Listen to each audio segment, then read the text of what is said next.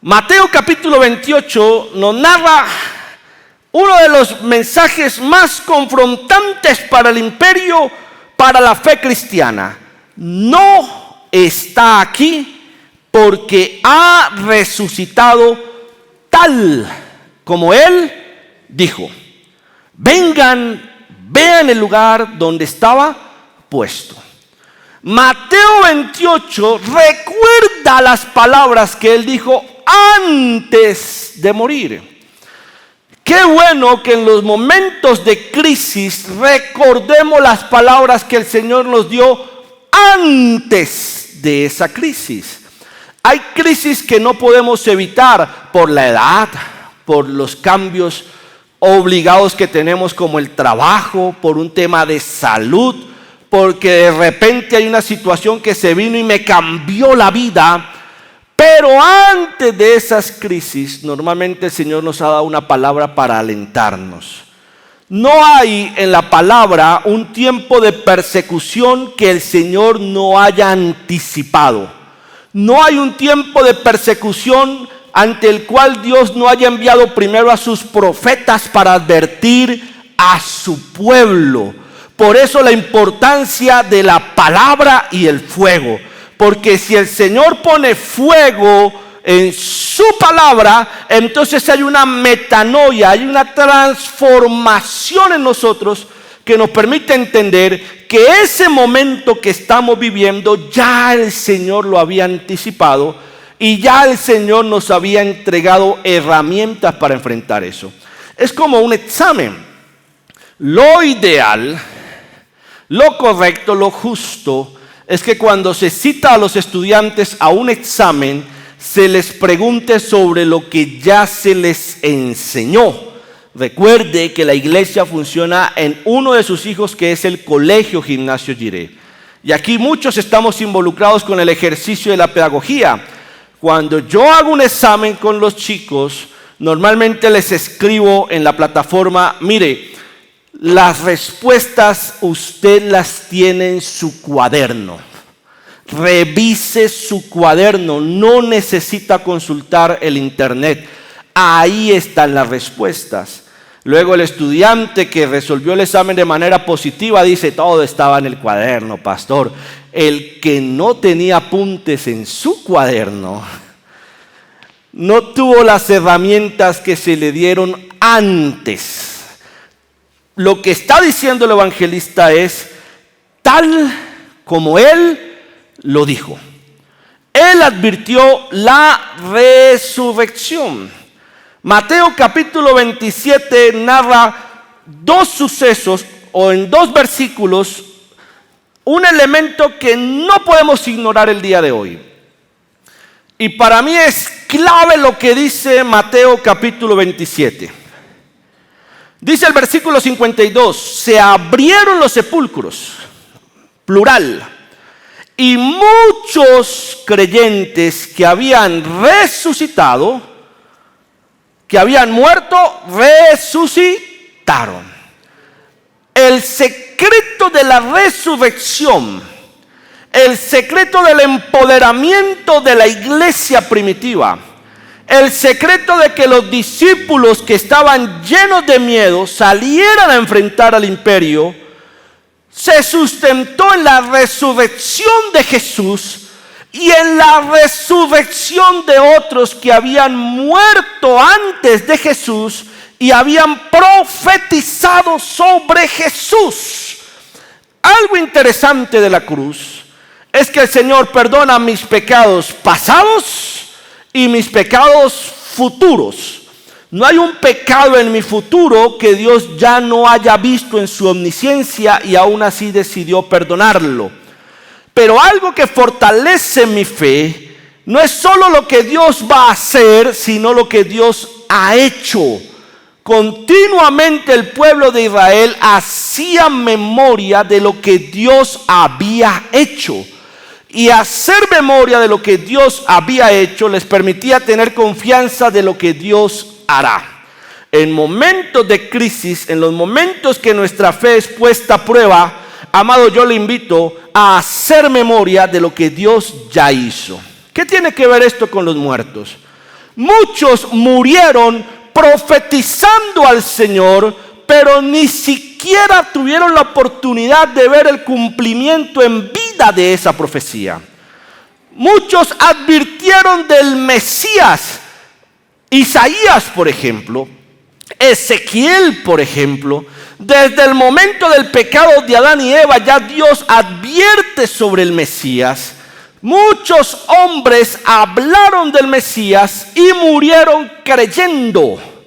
Cuando leemos Hebreos capítulo 11 sobre los héroes de la fe, es interesante lo que dice el escritor de los Hebreos. El autor dice, mire, esta gente murió sin ver la promesa que Dios les dio, pero murieron creyendo.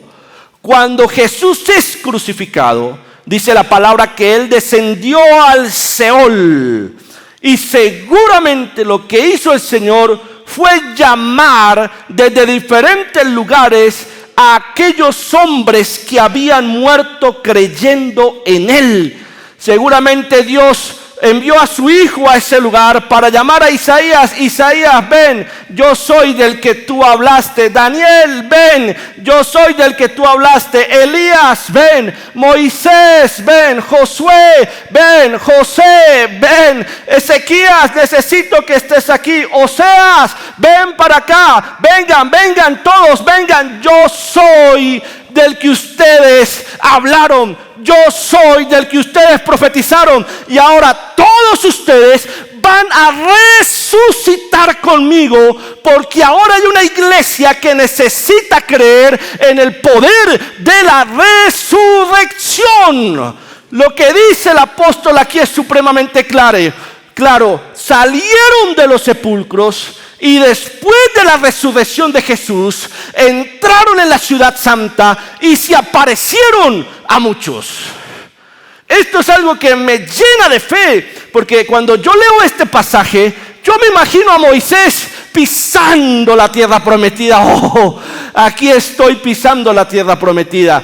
Yo me imagino una cena de Jesús con sus discípulos y con todos estos que resucitaron, donde cada uno de ellos confirma que Jesús es el Mesías del cual hablaron al pueblo de Israel. ¿Cuánto dan gloria al Señor? No hay cristianismo sin resurrección. La resurrección no fue solamente la de Jesús. La resurrección fue de muchos que murieron antes de Jesús, hablando de Jesús, y caminaron por las calles. Era la única manera de que los apóstoles entendieran ahora sí de qué se trataba el mensaje del Mesías y cuál era la tarea que ahora tenían que hacer. Cuando entendemos el poder de la resurrección, entonces no nos dejamos intimidar por lo que el enemigo quiere traer para engañarnos. El apóstol Pablo va a escribir a los Corintios: y si Cristo no resucitó, esta buena noticia que anunciamos no sirve para nada. Y de nada sirve tampoco que ustedes crean en Cristo. No tiene sentido la fe sin la resurrección. Porque además nosotros creemos en la resurrección de los muertos, donde Él es la primicia de la resurrección y donde en un momento, conforme a su tiempo y su voluntad, nosotros seremos llamados y llevados a su gloria para participar de las bodas del Cordero. ¿Cuánto lo creen? Pablo advierte en otro momento que algunos de los que vieron a Jesús resucitado todavía estaban en vida. Jesús se apareció a varias personas en diferentes momentos, a personas claves quienes más tarde liderarían la iglesia. Veamos algunas de las apariciones de Jesús resucitado. Número 1, a María Magdalena. Marcos narra, habiendo pues resucitado Jesús por la mañana, el primer día de la semana, apareció primeramente a María Magdalena, a quien había echado 7 demonios. La primera persona que tiene un encuentro con Jesús es una de las que estuvo hasta el final en la cruz, quien acompañó a su mamá, a María. Y ahora el Señor se revela a ella para confirmar el misterio de la resurrección. Luego se aparece a 2 personas en el Evangelio de Lucas, capítulo 24. Habla de 2 hombres que seguramente eran sus discípulos. Discípulos, Jesús tenía sus 12 bien conocidos, pero además de esos 12, la Biblia habla de 70, y además de esos 70, la Biblia habla hasta de 500 seguidores de Jesús, y que iba multiplicándose. Así que seguramente estos hombres que van camino a Maús van a tener un encuentro con el resucitado. Aquel mismo día, 2 de ellos se dirigían a un pueblo llamado Emaús, a unos 11 kilómetros de Jerusalén. Luego, estando con ellos a la mesa, tomó el pan, lo bendijo, lo partió y se lo dio. Entonces les abrieron los ojos y lo reconocieron, pero él desapareció. Otra persona clave a la que Jesús se le va a aparecer es uno de sus discípulos cercanos. Jesús tenía un círculo de 3 discípulos mucho más cercanos a los 12. Entre esos 3, el apóstol Pedro. Lucas también va a decir, es cierto, decían, el Señor ha resucitado y se le ha aparecido a Simón, hablando de Pedro. Recordemos el contexto del Evangelio de Lucas. Lucas fue un evangelio escrito en defensa del apóstol Pablo. Se cree que el Evangelio de Lucas y Hechos eran un solo documento, solo que luego fue separado para marcar los hechos de los apóstoles. Algunos van a decir los hechos del Espíritu Santo, pero Lucas y el libro de Hechos, si aquí alguien estudia derecho, de pronto Jorge Vadillo puede entenderme mejor el lenguaje o me ayuda a explicarlo, por favor. Es el documento de defensa que se está construyendo porque Pablo está en la cárcel. Cuando Pablo está en la cárcel, Lucas hace las veces de abogado de Pablo. Y Lucas va a investigar los hechos de Jesús para presentarlos como defensa en favor del apóstol Pablo. Así que cuando leemos a Lucas, estamos leyendo un documento con carácter investigativo, con un carácter de defensa sólido y serio. Y Lucas va a decir, también se le apareció a Pedro. En el aposento alto se apareció a 10 de sus discípulos. Juan capítulo 20 va a narrar así: cuando llegó la noche de aquel mismo día, el primero de la semana, está hablando del domingo, estando las puertas cerradas en el lugar donde los discípulos estaban reunidos por miedo de los judíos, vino Jesús y puesto en medio les dijo, paz a vosotros. Y cuando les hubo dicho esto, les mostró las manos y el costado. Ahora se revela como resucitado. Ahora revela su gloria capaz de superar las limitaciones físicas. Su omnipresencia se empieza a manifestar de una manera diferente. Veamos ahora lo que pasó en el aposento alto, ya no solo a los 10, sino a los 11 discípulos, porque ya sabemos que Judas no lo logró.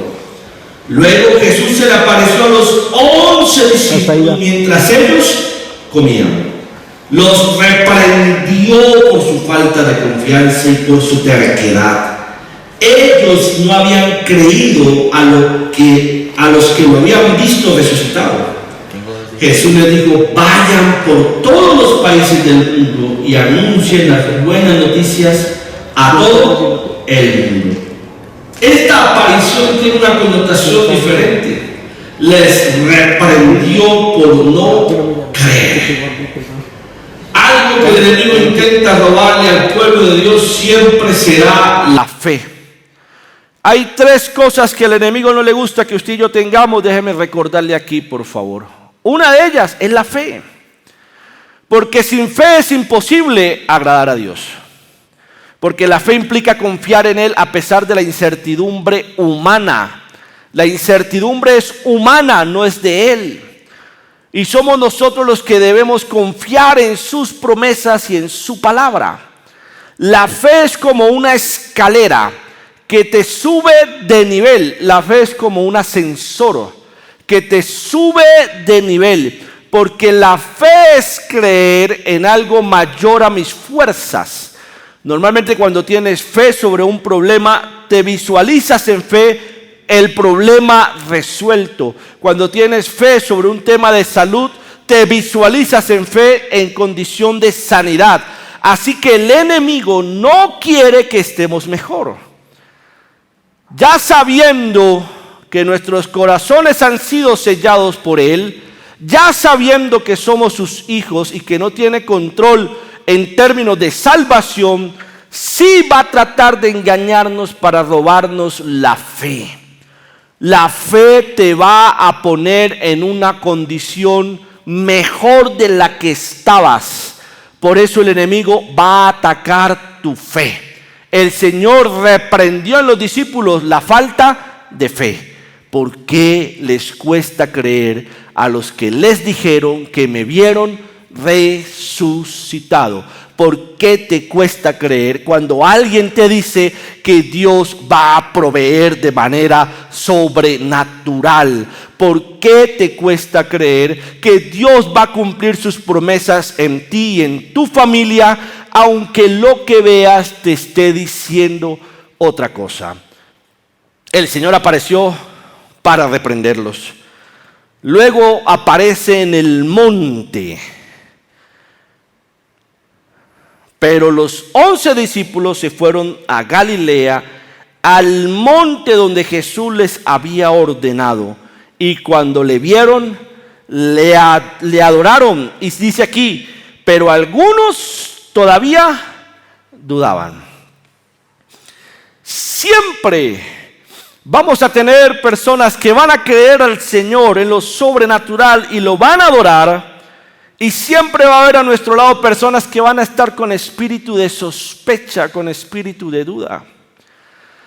Cuando tú entiendes el lenguaje de la fe, no dudas de lo que el otro está diciendo, porque lo has vivido.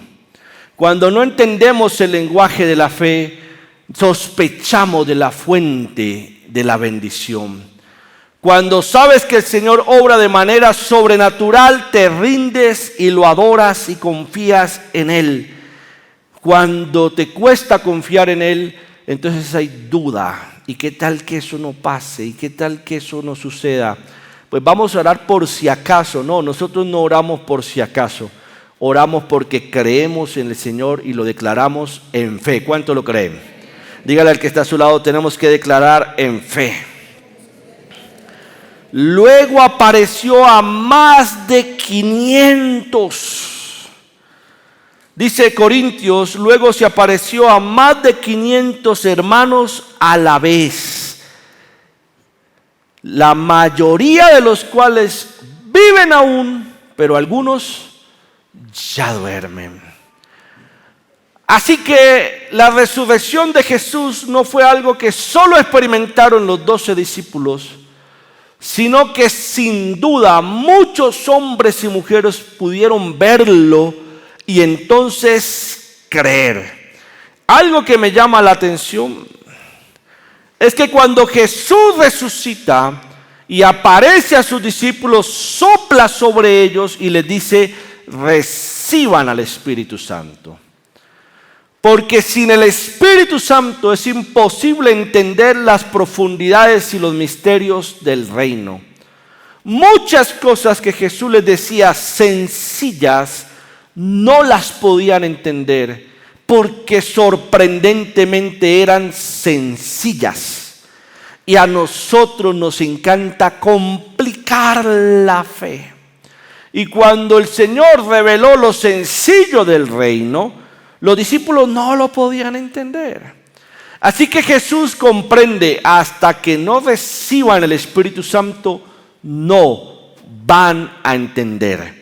Cuando Jesús se aparece a sus discípulos, una de las primeras cosas que hace es soplar y decirles: reciban el Espíritu Santo. Sin el poder del Espíritu Santo no podemos entender el misterio de la resurrección. Sin el poder del Espíritu Santo no podemos entender los misterios del reino y lo sobrenatural de Dios en nuestras vidas. Cuando el Espíritu Santo revela el misterio, entonces no solo lo entendemos, sino que lo vivimos. Lo hemos dicho en diferentes oportunidades. ¿Por qué a algunas personas les cuesta orar? Porque todavía no le han pedido a Dios que les revele el misterio de la oración. El misterio de la oración.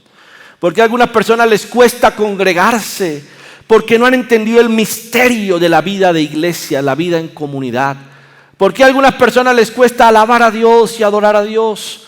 Porque todavía no se les ha revelado el misterio. Así que yo te invito, amada iglesia, en esta mañana, que si hay algo que tú no puedes entender, que si hay algo que no puedes comprender de las cosas de Dios, le digas al Señor: Señor, a través de tu Espíritu, revélame el misterio para que yo lo pueda entender. En Corintios también habla de la aparición a Jacobo, Santiago, el hermano de Jesús.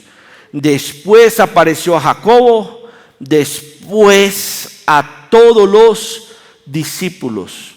Y uno de los últimos a los que se le apareció fue al apóstol Pablo, quien se va a describir como fariseo de fariseos, perseguidor de los cristianos. Consintió la muerte de Esteban pensando que estaba haciendo lo correcto por su celo, pero ahora el Señor se aparece al apóstol para ser nombrado apóstol de los gentiles. En Hechos capítulo 9 dice: y cayendo en tierra oyó una voz que le decía: Saulo, Saulo, ¿por qué me persigues? Él dijo: ¿quién eres, Señor? Y le dijo: yo soy Jesús, a quien tú persigues. Dura cosa te es dar coces contra el aguijón. Él, hablando de Pablo, temblando y temoroso, dijo: Señor, ¿qué quieres que yo haga? Y el Señor le dijo: levántate y entra en la ciudad y se te dirá lo que debes hacer. No se puede entender la conversión de Pablo sin la resurrección.